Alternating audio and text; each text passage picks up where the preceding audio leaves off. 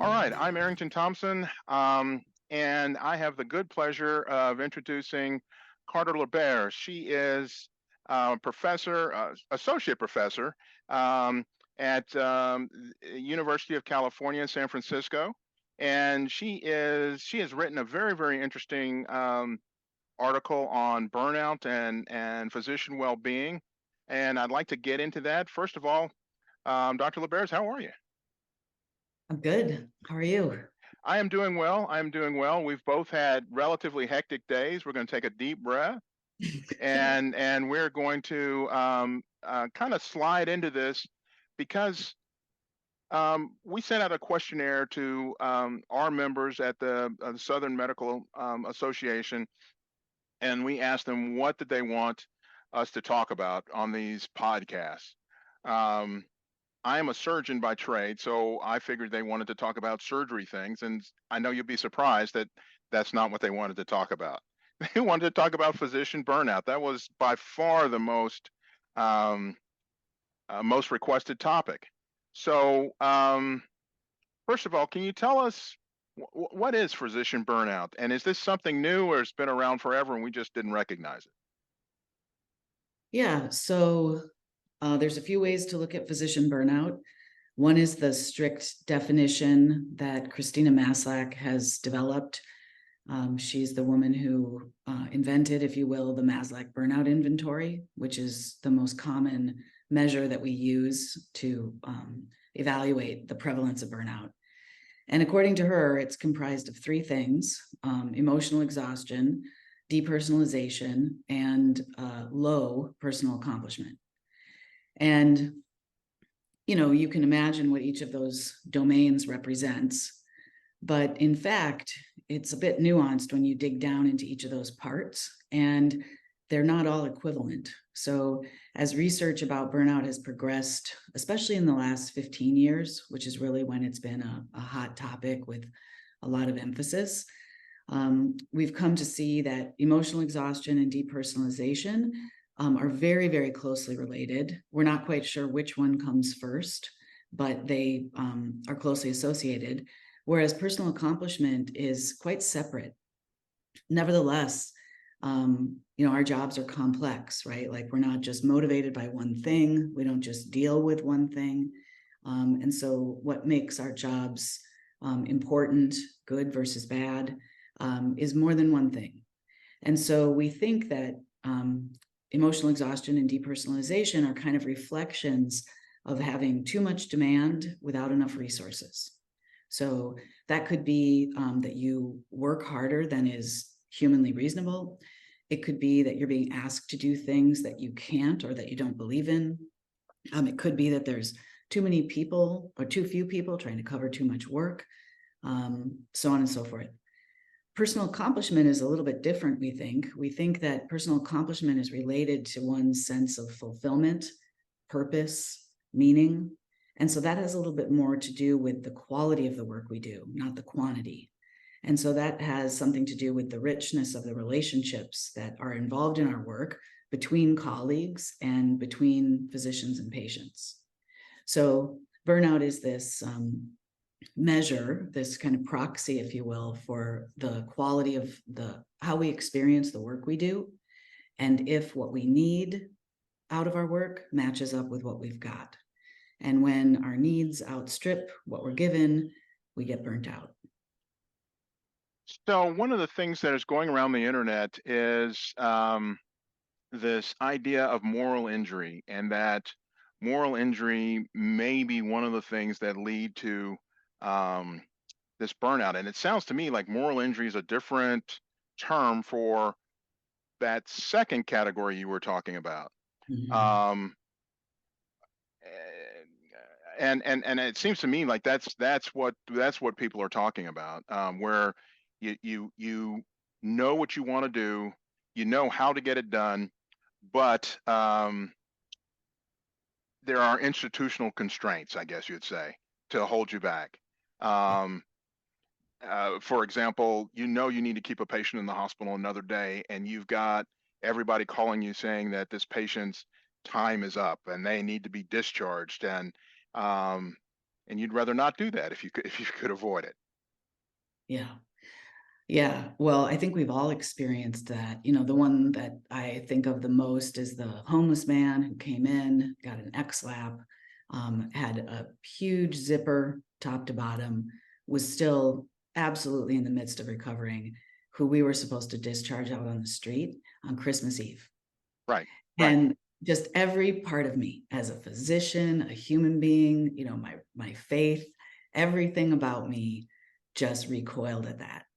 But I I was unable to do anything, right? Unless you want to kind of fudge around the edges, and then that brings in a whole nother moral conundrum, you know. right, So right. I hear you. Moral injury is really powerful.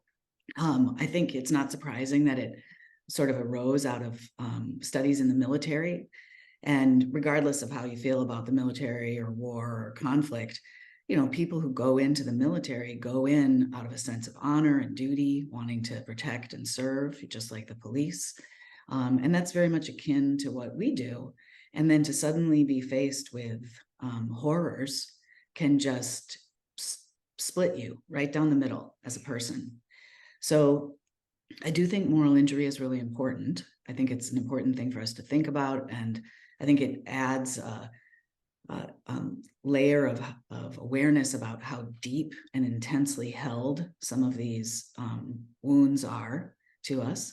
But I also think it's important for us to think about the bigger system and the healthcare infrastructure that leads to this conflict, because there's nothing about life or how medicine needs to be practiced that makes those types of either or decisions, um, uh, puts them head to head. What Right. really, They don't have to happen, right? that's right. And the reason they happen frequently has to do with the focus of many of our governing institutions now, which I don't think it's too controversial to say is moving more towards a profit focused or revenue or productivity focused medical care instead of principle driven and people focused medical care. And so, you know, well-being has evolved in the last decade from a focus on how individuals feel and survive and thrive to looking at all of the systems and institutional frameworks that are influencing how we feel and thrive. And moral injury, I think, is right at the intersection of the financial frameworks that we work in and the need for us to go back to first principles and ask ourselves, what are our motivating factors here? So I was going to ask you what is physician well-being, but I think you've kind of answered that. Do you want to add anything to that? Because my next question is going to be, how do we monitor, or how does a person monitor their own well-being? Yeah. Well, I love the Center for Disease Control's definition of well-being. I don't have it memorized, but what's beautiful about it is it talks about far more than just a simple state of physical health, that it's a situation where one has the capacity to challenge themselves. They have strong, safe relationships. They have physical health as well as opportunity. And so it describes a state of being that involves relationships, internal, you know, good mechanics, and then also an environment around you that's fair and humane. So I love that because I think that really is how complex well-being is. Um, and that helps us remember that, you know, we can't just hand out coffee mugs or give a yoga class and that's going to create well-being Fix for people. everything. Right, right, right. Um, yeah, Your paper, operational, operation, the culture of burnout and well-being, multi-center study of value, congruence, and flourishing in a general surgery residency. Um, One of the things that you spent a little time in this paper discussing is this idea of value congruence. Can you explain this term, and then we'll go a little bit deeper into your paper? yeah. So value congruence is an interesting concept, and it really stems from occupational science. So interestingly, you know, there's been decades of work, and Christina Maslach's work is founded in occupational science, really intelligent people looking at what makes a healthy workplace. And I think only recently have we in medicine started to think about our environment as our workplace. I think that speaks to some of the uniqueness of how we feel about our work, right? Like most of us are like, yeah, that's my job, but it's also my calling. It's also the thing I was born to do. So it's not for a lack of paying attention that it took us a minute to start to look to this field for ideas about, what's important, what are the motivating things here, what are the most important factors we need to pay attention to. And value congruence is an idea that's very closely related to one philosopher's theory of what makes work valuable and sustaining. So this woman, Marlene Gagné, she came up with this workplace motivation theory. Some people call it self-determination theory. But basically what it says is that there's two sets of influences that inspire or motivate a person to do difficult work. And one set of those influences is external. So that might include how much you're paid. It might include being recognized publicly or, getting awards or rewards. But the other part is internal.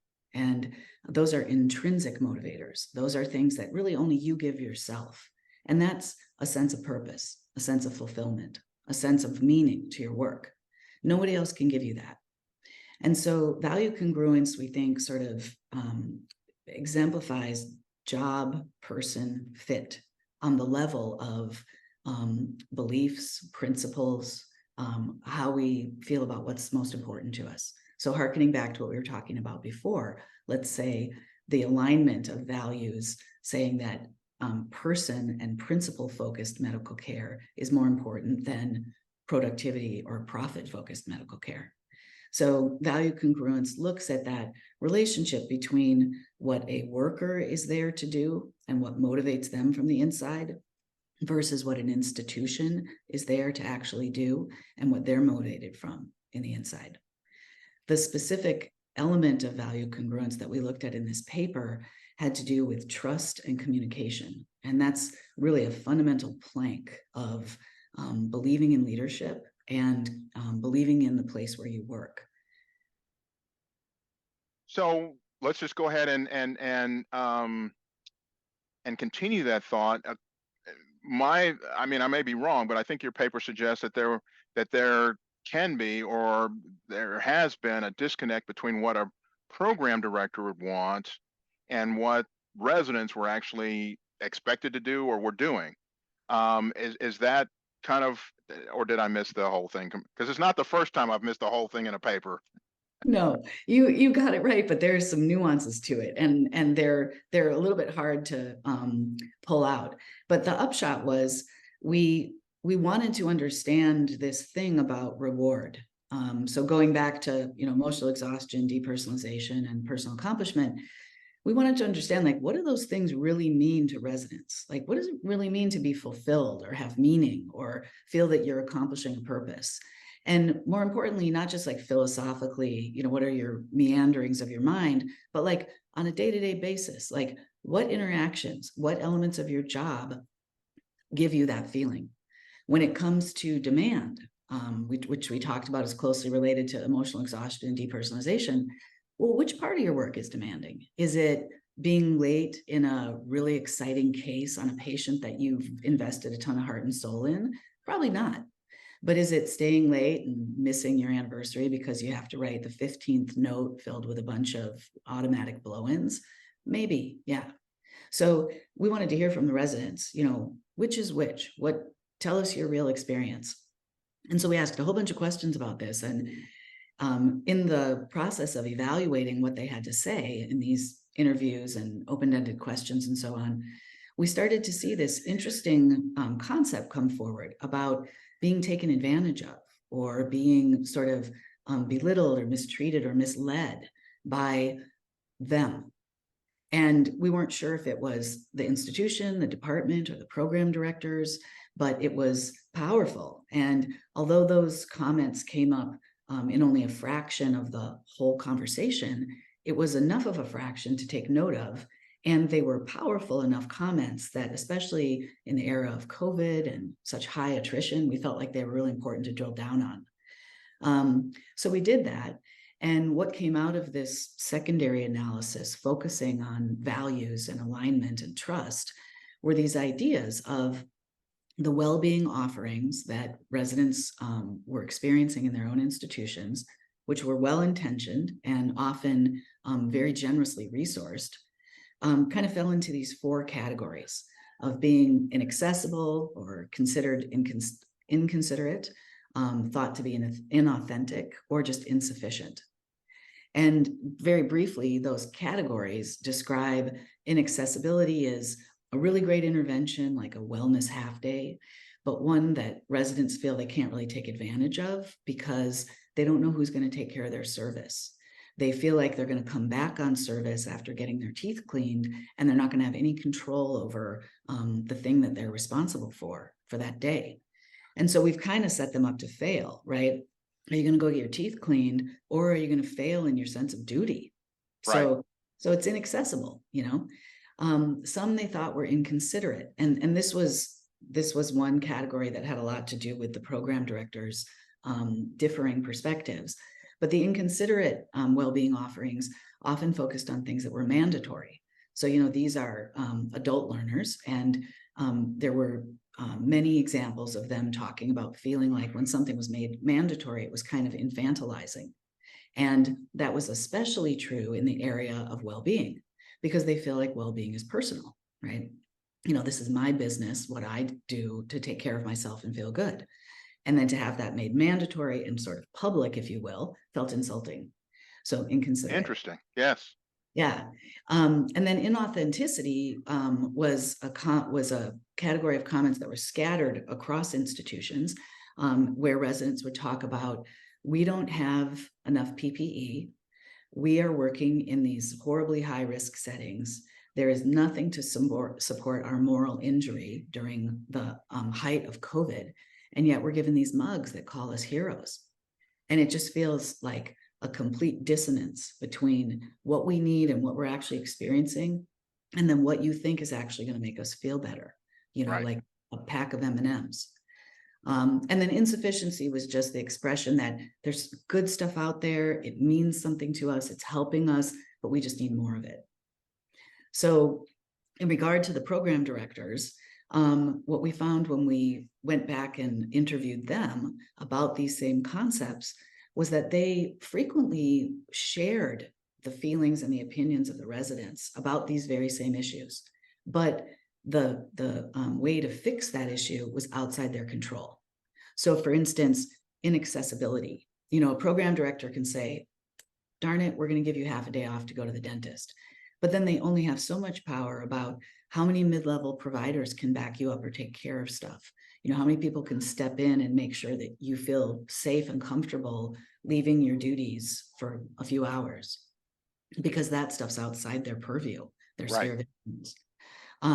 In terms of inconsiderateness, they were actually not in alignment with the residents. And they would say, well, listen, the only way we can make sure you have time to do this and you don't have to take it upon yourself to use your home time, your free time, is if we make the thing mandatory. Then nobody can question that you need to leave and go to this, you know, narrative medicine class, or this, you know, ergonomics. Or the ultrasound course that I've just set up for my residents. Well, isn't that right? Right. Yeah, I mean, it's exactly the same thing. I mean, I just had this conversation earlier today with the program director that it needs to be mandatory, and now I'm feeling bad about it. Yeah. Well, but the thing is, you know, with a lot of this stuff, and this was something that was really interesting that came out from the program directors. They were saying, look, you know, we know sometimes that the residents feel insulted or frustrated or unheard because we're doing things that aren't exactly what they asked for, or that aren't in exactly the way that they asked. But there's a difference here. While residents are adult learners, you know, married, children, you know, by all other measures, adults in society, they are very new to surgery. And as a resident, we all know once you make that leap to being an attending, you actually have no idea what's coming. You might think you do, but you don't really know. Whereas program directors, they do know. And they're often coming at what they offer and how they offer it and what they make mandatory and expect residents to do from the perspective of experience. And it's not punitive. What across the board, all of these people, all these program directors expressed was this sincere concern about not just addressing the momentary survival and happiness of residents, which is kind of what residents want, but actually preparing them for their future. So giving them a happy hour and letting them out of work an hour early, or giving them another hour to go running, that might feel good in the moment and blow off steam. It might make their day or their week a little nicer, but it's not going to help them at all when they have to deal with litigation or their first major complication. And for those things, they need preparations that are about skills. So that was a really interesting finding, this contrast between survival versus preparedness. I was wondering, and this is not fair, so I'm already saying it's not fair to ask you this question. But there is something that came out in the AMA within the last week, where they were looking at physician responses to a questionnaire on burnout and stress, and they list the most stressful jobs according to this questionnaire as emergency medicine, hospital medicine, family medicine, pediatrics, obstetrics and gynecology, and then internal medicine. With internal medicine, 52% said that they were stressed or burned out, and 62% of emergency room physicians said the same thing. I think some of this is post-COVID, because this was still this questionnaire came out in 2022. I was kind of surprised that you don't see neurosurgeons, you don't see trauma surgeons, you don't see folks like that on the list. Any thoughts on that? Yeah, that's a great question. The original landmark study that Tate Shanafelt did with the American College on burnout, which kind of launched this into like public awareness, they found similar things, that actual surgical specialties seem to have lower burnout as compared to frontline providers.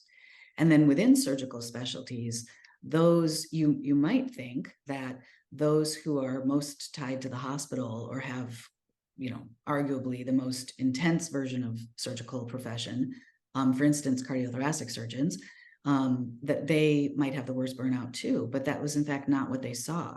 They saw that the surgical specialties that had the most non-operative exposure, like trauma, actually had more burnout than cardiothoracic, neuro, even general surgery. And so over time, people have dug into that, often using qualitative research, going to surgeons and asking, what is it about your job that you think protects you? What are the rewards? Going back to that idea, what are the rewards of this work that offset the stressors? And we think it's being in the OR. And once it's said in the room, you're like, oh, duh, right?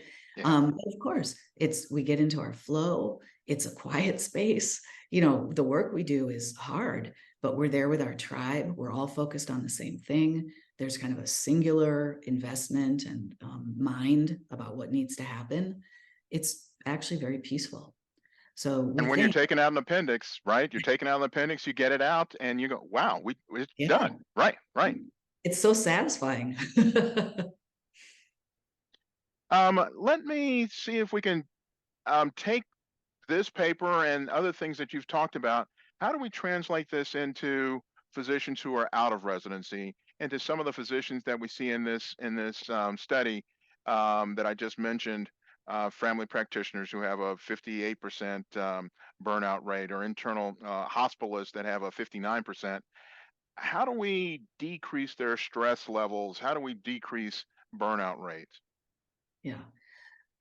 Well, I think we need really kind of a three-pronged approach. And so conceptually speaking, like the big buckets, the things that we need to do have to be providing immediately accessible skills and resources to individuals.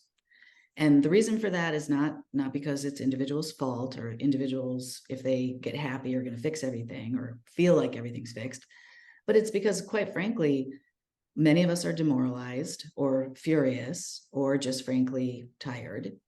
And yet, really, the people who work within the systems that are defective understand better than anyone what it is that needs to be fixed. And when we're reinvigorated, we also are some of the smartest people in the world. We are the best ones to propose how those fixes might come about, like what needs to be changed and how to do it in a way that will really address our problem. So I think giving resources to individuals is really important. The National Academy of Medicine, talks about things like coping skills. Some of my early research really focused on that, like mindfulness-based coping skills, which are really just a way to mitigate some of the stress that is in your control, not a way to try and pretend that these other major stressors don't exist. So individuals getting skills and resources to sort of stop the bleed, if you will, on the personal level. But then we also need to work on systems and the culture that supports systems that are degrading to us, like psychologically degrading to us. And that's more complicated. There's a few systems that are really coming to the fore as being culprits here. One, of course, is the electronic health record. There's some really great data coming out that no one is trying to turn into a Luddite and say that we should go back to stone tablets and smoke signals to communicate. But what we are saying is step back for a minute. When we got the electronic health record, it facilitated certain activities. But rather than new activities, imagine pouring water into the top of a tank, allowing us to siphon some old activities off the bottom. Instead, we just kept pouring new activities into the tank, and therefore things are overflowing, right? So there's a great study that came out in Chest, the journal Chest, in 2019, and they actually went through this beautiful process of quantifying how much time ICU providers spend on mandatory tasks related to the electronic health record, and then basically how many hours they have as full-time employees.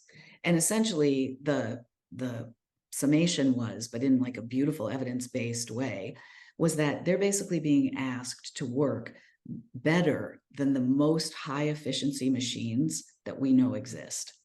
And there's no way a person can safely and consistently keep up that amount of effort. So if you ask about a systems level fix, I would say, well, we're clients. Healthcare systems are clients. We pay Epic for their software. We all know AI exists. Take some of that money that we're giving you and build some programs that offload some of this work that we don't actually have to do. If you're going to give us new bells and whistles, take some things off the bottom. And that's not outrageous, right? Like any other transactional business with a client and a provider does things like that. So we need to push back a little bit and ask for what we need. And then culturally, I think there's a lot of attention coming on the investment of private equity in healthcare, profit-driven markets and institutions. And I think we need to look really carefully at that and see how that's shifting us away from the principles, the practices, the focus, the design of healthcare that allows us to do work that is rewarding, because we know we're really helping people, not just racking up RVUs. Well, I think that's a wonderful place for us to stop. Carter Lebares, I really, really appreciate your time. This has been really, really good. Thank you very much. And I know I've learned a lot. Now, hopefully, our listeners and viewers have learned a lot. And keep up your work. You're doing some really, really great work that needs to be done. I really, really appreciate it. Thank you. Well, I'd like to say, especially you being a compatriot and of the generation of Andre Campbell, you guys paved the way for us to be able to even think about this stuff. So thank you too. We're just trying to make you guys proud. So thanks. Well, I really appreciate that. Tell Andre I said hi. I will. All right, you guys take care, and thanks for watching this podcast of the Southern Medical Association.